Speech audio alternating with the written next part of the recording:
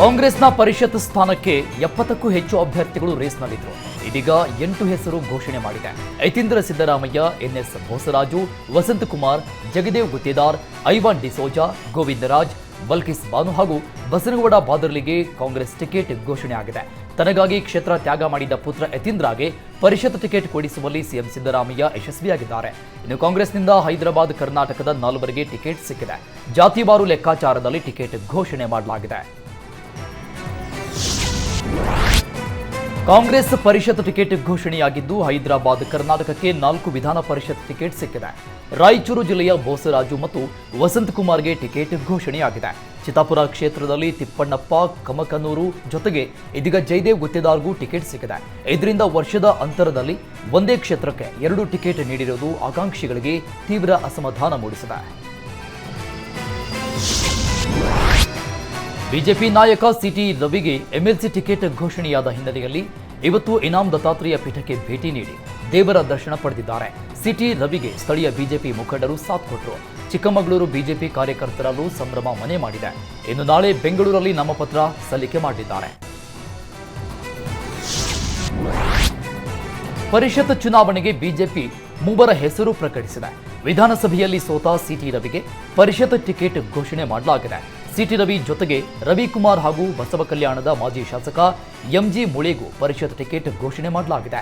ವಿಧಾನಸಭೆಯಿಂದ ಪರಿಷತ್ಗೆ June 13ರಂದು ಚುನಾವಣೆ ನಡೆಯಲಿದ್ದು BJP high command 3 ಹೆಸರು ಘೋಷಿಸಲಾಗಿದೆ.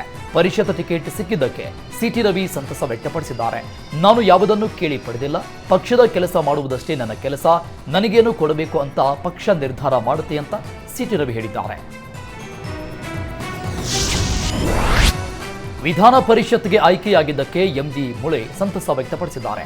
ರಾಷ್ಟ್ರೀಯ ನಾಯಕರು ನನ್ನನ್ನು ಗುರುತಿಸಿ ಅವಕಾಶ ನೀಡಿದ್ದಾರೆ. ನನ್ನ ಶಕ್ತಿ ಇದ್ದಷ್ಟು ಪಕ್ಷಕ್ಕಾಗಿ ದುಡಿದಿದ್ದೇನೆ. ಕಾರ್ಯಕರ್ತರು ಕೆಲಸ ಮಾಡಿದರೆ ಪಕ್ಷ ಖಂಡಿತ ಗುರುತಿಸುತ್ತೆ ಅಂತ ಎಂಜಿ ಮುಳೆ ಹೇಳಿದ್ದಾರೆ. ಜನರ ಸಮಸ್ಯೆ ನಿವಾರಣೆಗೆ ಶಕ್ತಿ ಮೀರಿ ಹೋರಾಟ ಮಾಡುವುದಾಗಿ ಹೇಳಿದ್ದಾರೆ.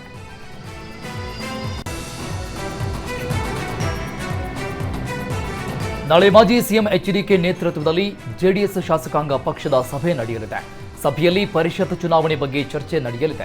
ನಾಳೆ ಬೆಳಗ್ಗೆ 10 ಗಂಟೆಗೆ ವಿಧಾನಸೌಧದ ಜೆಡಿಎಸ್ ಕಚೇರಿಯಲ್ಲಿ ಸಭೆ ನಡೀತಾ ಇದ್ದು ಜೆಡಿಎಸ್ನಿಂದ ಒಬ್ಬರು ಪರಿಷತ್ ಸದಸ್ಯರಾಗಿ ಆಯ್ಕೆಯಾಗುವ ಅವಕಾಶ ಇದೆ. ಬಿಎಂ ಫಾರೂಕ್, ಕುಪೇಂದ್ರ ರೆಡ್ಡಿ ಹಾಗೂ ಜವರಾಯಿಗೌಡ ಹೆಸರು ಮುಂಚೂಣಿಯಲ್ಲಿದ್ದು ನಾಳೆ ಚರ್ಚೆ ನಡೆಸಿ ಪರಿಷತ್ಗೆ ಹೆಸರನ್ನ ಅಂತಿಮಗೊಳಿಸಲಿದ್ದಾರೆ. ಮತ ಎಣಿಕೆ ದಿನ ಹೆಚ್ಚುವರಿ ಭದ್ರತೆ ಕೋರಿ ಕೇಂದ್ರ ಚುನಾವಣಾ ಆಯೋಗಕ್ಕೆ ಡಾಕ್ಟರ್ ಮಂಜುನಾಥ್ ಪತ್ರ ಬರೆದಿದ್ದಾರೆ. ಹಿಂಸಾಚಾರದ ಘಟನೆಗಳು ಚುನಾವಣೆಯಲ್ಲಿ ನಡೆದಿದೆ. ಮತದಾನದ ವೇಳೆ ಮತದಾರರನ್ನ ಬೆದರಿಸುವ ಘಟನೆಗಳು ಆಗಿವೆ. ಪಾರದರ್ಶಕ ಎಣಿಕೆ ಪ್ರಕ್ರಿಯೆ ನಡೆಯಲು ಹೆಚ್ಚುವರಿ ಭದ್ರತೆ ಅಗತ್ಯವಾಗಿದೆ. ಒಂದು ವೇಳೆ ಕಾಂಗ್ರೆಸ್ ಅಭ್ಯರ್ಥಿಯಾಗಿ ಡಿಕೆ ಸುರೇಶ್ ಸೋಲುವ ಸಾಧ್ಯತೆ ಇದ್ರೆ ಹಿಂಸಾಚಾರ ನಡೆಯಬಹುದು. ಎಣಿಕೆ ಪ್ರಕ್ರಿಯೆಗೆ ಅಡ್ಡಿಪಡಿಸುವ ಪ್ರಯತ್ನಗಳು ನಡೆಯಬಹುದು. ಉಪಮುಖ್ಯಮಂತ್ರಿ ಡಿಕೆ ಶಿವಕುಮಾರ್ ಸಹೋದರ ಡಿಕೆ ಸುರೇಶ್ ಕುಮಾರ್ ಕಾಂಗ್ರೆಸ್ ಅಭ್ಯರ್ಥಿಯಾಗಿದ್ದಾರೆ. ಸರ್ಕಾರಿ ಯಂತ್ರದ ಬಳಕೆಯ ಮೇಲೆ ಪ್ರಭಾವ ಬೀರಬಹುದು. ಹೀಗಾಗಿ ಯಾರಿಗೂ ಅನಧಿಕೃತ ಪ್ರವೇಶ ನೀಡಬಾರದು. ಸಿಸಿಟಿವಿ ಕಣ್ಗಾವಲು ಹೆಚ್ಚಿಸಿ ಹೆಚ್ಚುವರಿ ಪ್ಯಾರಾಮಿಲಿಟರಿ ಪಡೆ ನಿಯೋಜನೆ ಮಾಡಬೇಕು. ಏನಾದರೂ ಅಹಿತಕರ ಘಟನೆಗಳು ನಡೆದರೆ ತಕ್ಷಣ ಸ್ಪಂದಿಸಲು ಅನುಕೂಲ ಆಗುವ ವ್ಯವಸ್ಥೆ ಮಾಡಿ ಅಂತ ಪತ್ರ ಬರೆದಿದ್ದಾರೆ. ದಾವಣಗೆರೆಯಲ್ಲಿ ಗಾಯತ್ರಿ ಸಿದ್ದೇಶ್ವರ ಗೆಲ್ಲುವುದು ಖಚಿತ. ನರೇಂದ್ರ ಮೋದಿ 3ನೇ ಬಾರಿ ಮತ್ತೊಮ್ಮೆ ಪ್ರಧಾನಿ ಆಗಲಿದ್ದಾರೆ ಅಂತ ದಾವಣಗೆರೆಯಲ್ಲಿ ಜಿಎಂ ಸಿದ್ದೇಶ್ವರ್ ಪ್ರತಿಕ್ರಿಯಿಸಿದ್ದಾರೆ. 50,000ಕ್ಕೂ ಅಧಿಕ ಅಂತರದಲ್ಲಿ ಗಾಯತ್ರಿ ಸಿದ್ದೇಶ್ವರ್ ಗೆಲ್ತಾರೆ. ಎಕ್ಸಿಟ್ ಪೋಲ್ ಕೂಡ ಎನ್ಡಿಎ ಪರ ಬಂದಿದೆ. ಜನ ದೇಶದ ಅಭಿವೃದ್ಧಿ, ಸುರಕ್ಷತೆ, ಭದ್ರತೆ, ಧರ್ಮ ನೋಡಿ ಬಿಜೆಪಿಗೆ ಓಟ್ ಹಾಕಿದ್ದಾರೆ. ದುಡ್ಡಿಗೆ ಓಟ್ ಹಾಕಲ್ಲ. ಮೋದಿ ಮಾಡಿದ ಕೆಲಸದಿಂದ ದೇಶದಲ್ಲಿ ಬಿಜೆಪಿ ಪರ ಒಲವಿದೆ ಅಂತ ಜಿಎಂ ಸಿದ್ದೇಶ್ವರ್ ಪ್ರತಿಕ್ರಿಯಿಸಿದ್ದಾರೆ. ಸಾರ್ವತ್ರಿಕ ಲೋಕಸಭೆ ಚುನಾವಣೆ ಹಿನ್ನೆಲೆಯಲ್ಲಿ ಬಾಗಲಕೋಟೆಯಲ್ಲಿ ಮತ ಎಣಿಕೆಗೆ ಸಕಲ ಸಿದ್ಧತೆ ನಡೆಸಲಾಗಿದೆ. ನಗರದ ತೋಟಗಾರಿಕಾ ವಿಜ್ಞಾನಗಳ ವಿಶ್ವವಿದ್ಯಾಲಯದಲ್ಲಿ ಮತ ಎಣಿಕೆ ನಡೆಯಲಿದ್ದು ಪ್ರತಿ ಮತಕ್ಷೇತ್ರಕ್ಕೆ ಇವಿಎಂ ಎಣಿಕೆಗೆ 14 ಟೇಬಲ್ಗಳ ವ್ಯವಸ್ಥೆ ಮಾಡಲಾಗಿದೆ. ಚುನಾವಣಾ ಕರ್ತವ್ಯಕ್ಕೆ 645 ಸಿಬ್ಬಂದಿ ನೇಮಕ ಮಾಡಲಾಗಿದೆ. ಬೆಳಗ್ಗೆ 7 ಗಂಟೆಗೆ ಭದ್ರತಾ ಕೊಠಡಿಗಳ ಓಪನ್ ಮಾಡಲಾಗುತ್ತೆ. ಮತ ಎಣಿಕೆ ಕೇಂದ್ರದಲ್ಲಿ ಮೊಬೈಲ್ ನಿಷೇಧಿಸಲಾಗಿದೆ. ಇನ್ನು ಮತ ಎಣಿಕೆ ಹಿನ್ನೆಲೆಯಲ್ಲಿ ಜೂನ್ 4ರಂದು ಬೆಳಗ್ಗೆ 6 ಗಂಟೆಯಿಂದ ಜೂನ್ 7ರ ಬೆಳಗ್ಗೆ 6 ಗಂಟೆಯವರೆಗೆ ನಿಷೇಧಾಜ್ಞೆ ಜಾರಿಯಲ್ಲಿರಲಿದೆ. ಚಿಕ್ಕಬಳ್ಳಾಪುರ ಲೋಕಸಭಾ ಕ್ಷೇತ್ರದ ಮತ ಎಣಿಕೆಗೆ ಸಿದ್ಧಗೊಂಡಿದೆ. ನಾಗಾರ್ಜುನ ಕಾಲೇಜಿನಲ್ಲಿ ಮತ ಎಣಿಕೆಗೆ ಸಿದ್ಧತೆ ಮಾಡಲಾಗಿದೆ. 8 ವಿಧಾನಸಭಾ ಕ್ಷೇತ್ರಗಳಿಗೆ 9 ಕೊಠಡಿಗಳಲ್ಲಿ ಮತ ಎಣಿಕೆ ನಡೆಯಲಿದ್ದು ಅಂಚೆ ಮತ ಎಣಿಕೆಗಾಗಿ ಪ್ರತ್ಯೇಕ ಮತ ಎಣಿಕಾ ಕೊಠಡಿ ಮೀಸಲಿಡಲಾಗಿದೆ. ಅಧಿಕಾರಿಗಳು 26ರಿಂದ 30 ಸುತ್ತಲ್ಲಿ ಮತ ಎಣಿಕೆ ಮಾಡಲಿದ್ದು ಪ್ರತಿ ಕೊಠಡಿಯಲ್ಲಿ 10 ಟೇಬಲ್ಗಳಲ್ಲಿ ಎಣಿಕೆ ಕಾರ್ಯ ನಡೆಯಲಿದೆ. ಚುನಾವಣಾಧಿಕಾರಿಗಳು ಮತ ಎಣಿಕೆ ಕೇಂದ್ರದ ಸುತ್ತಮುತ್ತ 144 ಸೆಕ್ಷನ್ ಜಾರಿಗೊಳಿಸಿದ್ದಾರೆ. ಫಲಿತಾಂಶದ ಬಳಿಕ ಅಧಿಕಾರಿಗಳು ಸಂಭ್ರಮಾಚರಣೆಗೆ ಬ್ರೇಕ್ ಹಾಕಿದ್ದು ಪಟಾಕಿ ಸಿಡಿಸುವುದು ಸಂಭ್ರಮಾಚರಣೆ ಮಾಡುವಂತಿಲ್ಲ ಅಂತ ಜಿಲ್ಲಾಧಿಕಾರಿ ಆದೇಶ ಮಾಡಿದ್ದಾರೆ.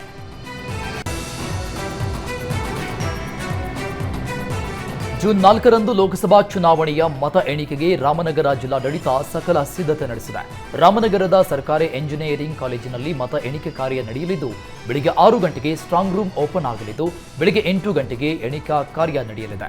ಎಣಿಕಾ ಕೇಂದ್ರದ 18 ಕೊಠಡಿಯಲ್ಲಿ 137 ಟೇಬಲ್ನಲ್ಲಿ ಎಣಿಕೆ ನಡೆಯಲಿದೆ. 22 ಸುತ್ತಲ್ಲಿ ಎಣಿಕೆ ನಡೆಯಲಿದ್ದು ಪ್ರತಿ ಟೇಬಲ್ಗೆ micro observer, supervisor, counting assistant ನೇಮಕ ಮಾಡಲಾಗಿದೆ. ಎಣಿಕಾ ಕೇಂದ್ರದಲ್ಲಿ ಮೊಬೈಲ್, ಸ್ಮಾರ್ಟ್ ವಾಚ್, ಕ್ಯಾಲ್ಕುಲೇಟರ್ ನಿಷೇಧಗೊಳಿಸಲಾಗಿದೆ. ಪಾಸ್ ಪಡೆದ ಏಜೆಂಟ್ಗಳು ಮತ್ತು ಅಭ್ಯರ್ಥಿಗಳಿಗೆ ಮಾತ್ರ ಎಣಿಕಾ ಕೇಂದ್ರಕ್ಕೆ ಪ್ರವೇಶ ನೀಡಲಾಗಿದೆ. ಕಾರ್ಯಕರ್ತರು ಹಾಗೂ ಸಾರ್ವಜನಿಕರು ಸಹಕರಿಸುವಂತೆ ಜಿಲ್ಲಾಧಿಕಾರಿ ಅವಿನಾಶ್ ಮೆನನ್ ಹಾಗೂ ಎಸ್ಪಿ ಕಾರ್ತಿಕ್ ರೆಡ್ಡಿ ಮನವಿ ಮಾಡಿದ್ದಾರೆ. ಬೆಂಗಳೂರಲ್ಲಿ ಇಂದೂ ಕೂಡ ಗುಡುಗು ಸಹಿತ ಮಳೆ ಅಬ್ಬರಿಸ್ತಾ ಇದೆ. ವಿಧಾನಸೌಧ ಬಳಿ ರಸ್ತೆಗಳು ಹೊಳೆಯಂತಾಗಿದ್ದು ವಾಹನ ಸವಾರರು ಪರದಾಡ್ತಾ ಇದ್ದಾರೆ. Malleshwaram, corporation, Yeshwanthpur, Majestic, Seshadripuram, Shivananda circle, Vijayanagar, Shivajinagar, Vasanthnagar ಸೇರಿದಂತೆ ನಗರದ ಹಲವೆಡೆ ಮಳೆಯಾಗ್ತಾ ಇದೆ. ಗೋವಿಂದರಾಜನಗರದ ಪಟ್ಟೇಗಾರಪಾಳ್ಯದಲ್ಲಿ ತಗ್ಗು ಪ್ರದೇಶದ ಮನೆಗಳಿಗೆ ನೀರು ನುಗ್ಗಿದ್ದು ನಿವಾಸಿಗಳು ನೀರು ಹೊರಹಾಕಲು ಪರದಾಡ್ತಾ ಇದ್ದಾರೆ. ಇನ್ನು ಹಲವೆಡೆ ಮರಗಳು ಧರೆಗುರುಳಿದ್ದಾವೆ. ಬೆಂಗಳೂರಲ್ಲಿ ಮಳೆಗೆ ಹಲವು ಕಡೆ ಅವಾಂತರ ಸೃಷ್ಟಿಯಾಗಿದೆ. ಕೆಆರ್ ಸರ್ಕಲ್ ಅಂಡರ್ ಪಾಸ್ನಲ್ಲಿ ಅಪಾರ ಪ್ರಮಾಣದ ನೀರು ತುಂಬಿತು. ಬ್ಯಾರಿಕೇಡ್ ರಸ್ತೆ ಪಕ್ಕದಲ್ಲಿಟ್ಟಿದ್ದ ಹಿನ್ನೆಲೆಯಲ್ಲಿ ಬೈಕ್ ಸವಾರರು ಆಯತಪ್ಪಿ ನೀರಿಗೆ ಬಿದ್ದಿದ್ದಾರೆ. ಸ್ವಲ್ಪ ನೀರು ಇದೆ ಅಂತ ಅದೇ ಅಂಡರ್ ಪಾಸ್ಗೆ ಎಂಟ್ರಿ ಕೊಟ್ಟ ಬೈಕ್ ಸವಾರರಿಬ್ಬರು ನೀರಿಗೆ ಬಿದ್ದಿದ್ದಾರೆ. ಆನೇಕಲ್ ತಾಲೂಕಿನಾದ್ಯಂತ ಗುಡುಗು ಸಹಿತ ಭಾರೀ ಮಳೆಯಾಗ್ತಾ ಇದೆ. ಆನೇಕಲ್, ಚಂದಾಪುರ, ಹೆಬ್ಬಗೋಡಿ, ಎಲೆಕ್ಟ್ರಾನಿಕ್ ಸಿಟಿ ಸೇರಿದಂತೆ ಹಲವೆಡೆ ಮಳೆ ಆರ್ಭಟ ಜೋರಾಗಿದೆ. ಪಾದಾಚಾರಿಗಳು, ದ್ವಿಚಕ್ರ ವಾಹನ ಸವಾರರು ಅಂಗಡಿ ಮುಂಗಟ್ಟುಗಳ ಬಳಿ ಆಶ್ರಯ ಪಡಿತಾ ಇದ್ದಾರೆ. ನಿನ್ನೆ ಸಂಜೆಯೂ ಇದೇ ವೇಳೆಗೆ ಮಳೆಯಾಗಿತ್ತು. ನಂಜನಗೂಡು ಹಾಗೂ ಹುಣಸೂರು ತಾಲೂಕಿನ ಹಲವು ಗ್ರಾಮಗಳಲ್ಲಿ ಮಳೆ ಅವಾಂತರ ಸೃಷ್ಟಿ ಮಾಡಿದ್ದು ಗಾಳಿ ಮಳೆಗೆ 10 ಎಕರೆಯ ಬಾಳೆ ಬೆಳೆ ಸಂಪೂರ್ಣ ನೆಲ ಕಚ್ಚಿದೆ. ಕಟಾವಿಗೆ ಬಂದಿದ್ದ ಬೆಳೆ ನಾಶವಾಗಿದ್ದರಿಂದ ರೈತರು ಕಂಗಾಲಾಗಿದ್ದು ಸೂಕ್ತ ಪರಿಹಾರಕ್ಕೆ ಆಗ್ರಹಿಸಿದ್ದಾರೆ. ನೀರು ತುಂಬಿಕೊಂಡು ಜಮೀನುಗಳು ಕೆರೆಯಂತಾಗಿದ್ರೆ ಹಲವೆಡೆ ಮನೆಗಳ ಮೇಲೆ ಮರ ಬಿದ್ದು ಮನೆಗಳಿಗೆ ಹಾನಿಯಾಗಿದೆ.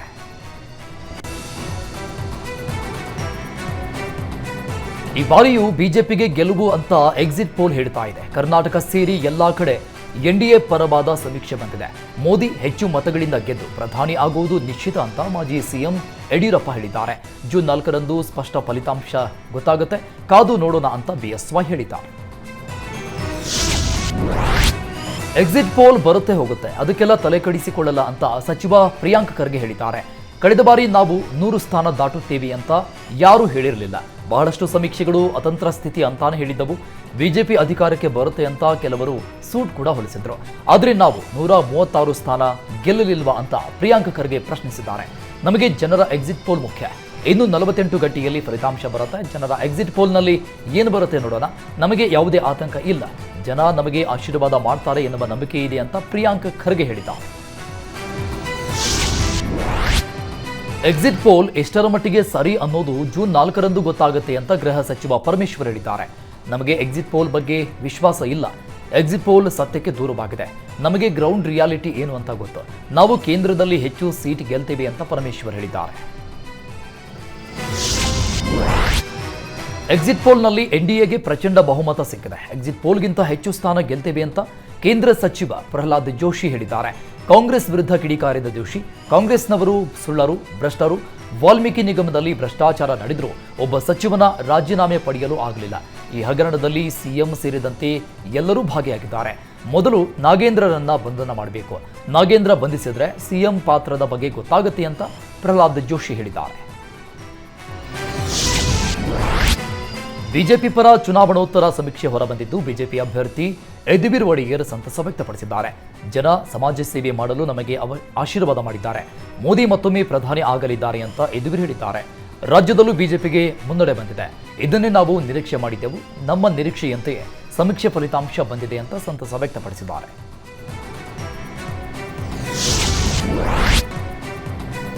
ಜೂನ್ 4ಕ್ಕೆ ಲೋಕಸಭಾ ಚುನಾವಣೆ ಫಲಿತಾಂಶ ಹೊರಬೀಳಲಿದೆ.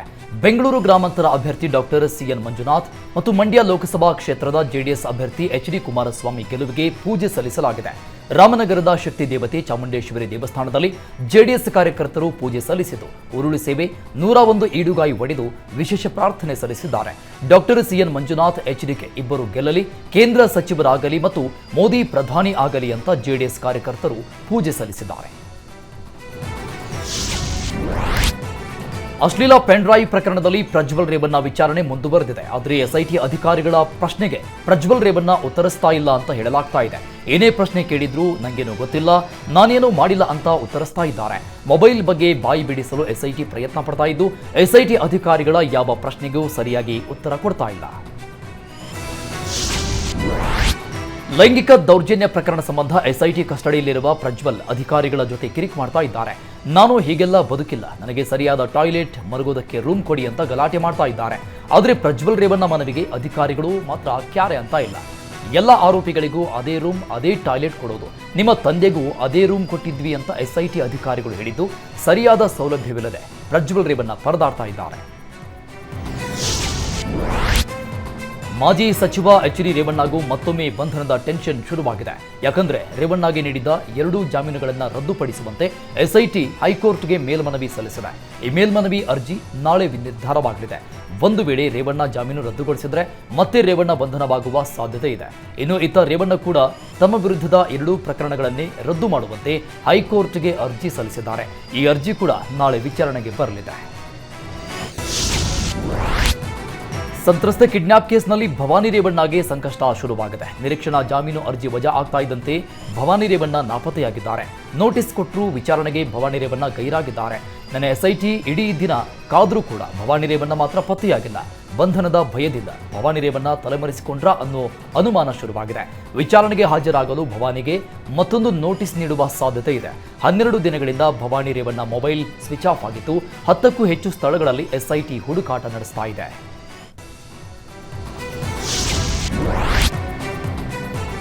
ಲವ್ ಜಿಹಾದ್ನಲ್ಲಿ ಸಿಲುಕಿದ ಹಿಂದೂ ಹುಡುಗಿಯರ ರಕ್ಷಣೆಗೆಂದು ಆರಂಭವಾದ ಶ್ರೀರಾಮ ಸೇನೆಯ ಹೆಲ್ಪ್ಲೈನ್ ನಂಬರ್ಗೆ ಬೆದರಿಕೆ ಕರೆಗಳು ಬಂದಿದೆ ಅಂತ ದೂರುಗಳು ನೀಡಲಾಗಿದೆ. 4 ದಿನಗಳಲ್ಲಿ 400ಕ್ಕೂ ಅಧಿಕ ಕರೆಗಳು ಬಂದಿದ್ದು, ಇದರಲ್ಲಿ 17 ಬೆದರಿಕೆ ಕರೆಗಳು ಬಂದಿದೆ.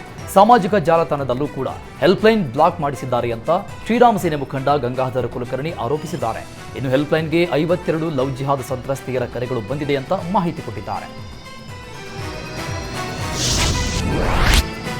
ರಾಷ್ಟ್ರೀಯ ಹೆದ್ದಾರಿಯಲ್ಲಿ ಅನುಮಾನಾಸ್ಪದವಾಗಿ ಕಂಡುಬಂದ ಸ್ಕಾರ್ಪಿಯೋ ಕಾರನ್ನ ಕಾಪು ಇನ್ಸ್ಪೆಕ್ಟರ್ ಜಯಶ್ರೀ ಮಾಣೆ ತಡೆಯಲು ಯತ್ನಿಸಿದಾಗ ದುಷ್ಕರ್ಮಿಗಳ ತಂಡ ಪರಾರಿಗೆ ಯತ್ನಿಸಿತು. ಕೂಡಲೇ ಪಿಎಸ್ಐಗೆ ಕರೆ ಮಾಡಿ ಇನ್ಸ್ಪೆಕ್ಟರ್ ಮಾಹಿತಿ ಕೊಟ್ಟಿದ್ದಾರೆ. ತಕ್ಷಣ ಸ್ಥಳಕ್ಕೆ ಬಂದ ಪಿಎಸ್ಐ ಹಾಗೂ ಇನ್ಸ್ಪೆಕ್ಟರ್ ಕಾರಿನಲ್ಲಿ ಸುತ್ತುವರಿದು ಅರೆಸ್ಟ್ ಮಾಡಿದ್ದಾರೆ. ಸುರತ್ಕಲ್ನ ಅಮಿತ್ ರಾಜ್, ಪ್ರಕಾಶ್, ಕಾರ್ತಿಕ್ ಶೆಟ್ಟಿ, ಅಭಿಷೇಕ್, ಪರಂಗಿಪೇಟೆ ನಿವಾಸಿ ಶ್ರೀಕಾಂತ್, ಶ್ರೀಪತಿ, ಮಂಗಳೂರು ನಗರದ ವರುಣ್ ಕುಮಾರ್ ಬಂಧಿತರಾಗಿದ್ದಾರೆ. ಆರೋಪಿಗಳಿಂದ ರಾಡ್, ಮೆಣಸಿನ ಹುಡಿ, 1 ಡ್ರ್ಯಾಗನ್ ಹಾಗೂ ಕಬ್ಬಿಣದ ಚೂರಿಯನ್ನ ವಶಕ್ಕೆ ಪಡೆಯಲಾಗಿದೆ. ತಲ್ವಾರ್ನಿಂದ ವ್ಯಕ್ತಿಯೊಬ್ಬ ಕೇಕ್ ಕಟ್ ಮಾಡಿದ ಘಟನೆ ಬಾಗಲಕೋಟೆಯಲ್ಲಿ ನಡೆದಿದೆ. ತಾಲೂಕಿನ ಹವೇಲಿ ಗ್ರಾಮದಲ್ಲಿ ತಡರಾತ್ರಿ ಹುಟ್ಟುಹಬ್ಬ ಆಚರಣೆ ಮಾಡಿದ್ದು ರಮೇಶ್ ರಾಠೋಡ್ ಎಂಬಾತ ತಲ್ವಾರ್ನಿಂದ ಕೇಕ್ ಕಟ್ ಮಾಡಿದ್ದಾನೆ. ಇನ್ಸ್ಟಾಗ್ರಾಮ್ ಸ್ಟೇಟಸ್ ಮೂಲಕ ಆಪ್ತರಿಂದ ವಿಡಿಯೋ ವೈರಲ್ ಆಗಿದೆ. ರೈಲಿಗೆ ಸಿಲುಕಿ ಶಿವಮೊಗ್ಗದಲ್ಲಿ ವ್ಯಕ್ತಿ ಮೃತಪಟ್ಟ ಘಟನೆ ನಡೆದಿದೆ. ಶಿವಮೊಗ್ಗದ ಜಿಲ್ಲೆಯ ವಿದ್ಯಾನಗರ ರೈಲ್ವೆ ಸ್ಟೇಷನ್ ಬಳಿ ಸೌದೆ ಆರಿಸಲು ಬಂದಿದ್ದ ರುದ್ರಪ್ಪ ಎಂಬುವವರು ಮೈಸೂರಿಂದ ತಾಳಗುಪ್ಪ ಕಡೆ ಹೊರಟಿದ್ದ ರೈಲಿಗೆ ಸಿಲುಕಿ ಮೃತಪಟ್ಟಿದ್ದಾರೆ. ಶಿವಮೊಗ್ಗ ಜಿಲ್ಲೆ ಗುರುಪುರದ ನಿವಾಸಿಯಾಗಿದ್ದು, ಪ್ರತಿದಿನ ವಿದ್ಯಾನಗರ ರೈಲ್ವೆ ನಿಲ್ದಾಣದ ಬಳಿ ಸೌದೆ ಆರಿಸಿಕೊಂಡು ಹೋಗೋದಕ್ಕೆ ಬರ್ತಾ ಇದ್ರು. ಕಿವುಡುತನ ಮತ್ತು ದೃಷ್ಟಿಹೀನತೆಯಿಂದ ಬಳಲ್ತಾ ಇದ್ದ ಕಾರಣ ರೈಲಿನ ಶಬ್ದ ಕೇಳದೆ ರುದ್ರಪ್ಪನವರ ಮೇಲೆ ರೈಲು ಹರಿದಿದೆ ಎನ್ನಲಾಗಿದೆ. ಶಿವಮೊಗ್ಗ ರೈಲ್ವೆ ಪೊಲೀಸ್ ಠಾಣೆಯಲ್ಲಿ ಪ್ರಕರಣ ದಾಖಲಾಗಿದೆ.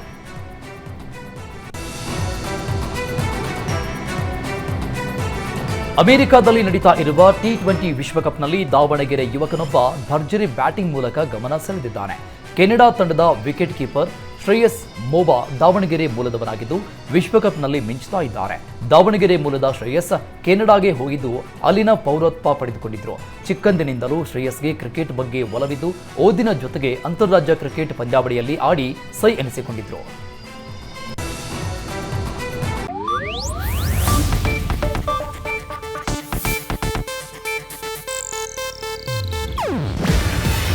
ಇದು ಏಷ್ಯಾನೆಟ್ ನ್ಯೂಸ್ ನೆಟ್ವರ್ಕ್ ಪ್ರಸ್ತುತಿ.